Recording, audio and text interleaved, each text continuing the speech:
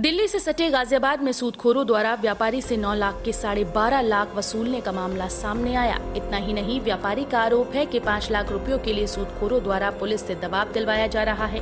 पीड़ित व्यापारी ने प्रशासन से मदद की गुहार लगाई है।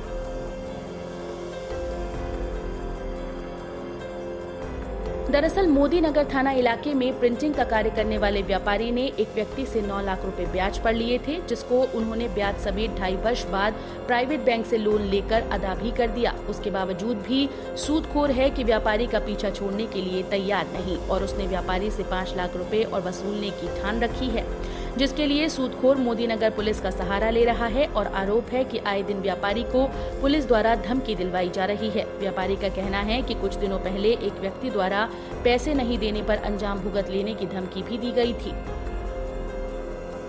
जी 9 लाख रुपए लिए थे, वो हमने चुका दिए थे और चुकाने के बाद अब हम पे दरोगा आ रहा है। दरोगा आता है, हमारी मम्मी को भी धमकी देता था कि तेरे आदमी को जेल भेज के छोड़ूंगा, और मेरी मम्मी उनके पैरों में भी गिरी थी, गिड़गिड़ाई थी।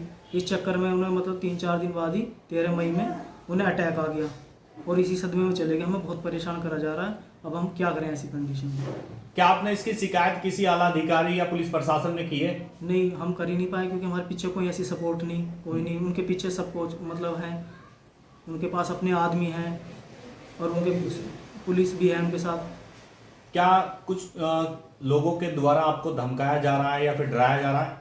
पहले हमें धमकी दी गई थी, एक आदमी आया था, उसने हमें धमकी दी थी दुकान पर आके, पापा को गाली भी दी थी उसने। किस तरह की धमकी दी थी?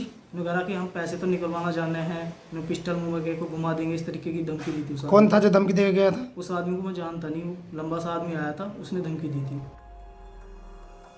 पीड़ित का आरोप है कि दरोगा द्वारा पैसे न चुकाने पर मुकदमे में फंसाकर जेल में डालने की धमकी भी दी गई थी और दरोगा के सामने व्यापारी की पत्नी गिड़गिड़ाती रही, लेकिन दरोगा ने उसकी एक नहीं सुनी, जिसके बाद उनकी पत्नी रेखा देवी का हार्ट अटैक से देहांत हो गया। लेकिन उसके बावजूद भी सूदखोर का दिल नहीं पसीजा और आए दिन व्यापारी के परिवार पर पैसे चुकाने का दबाव डाल रहे हैं।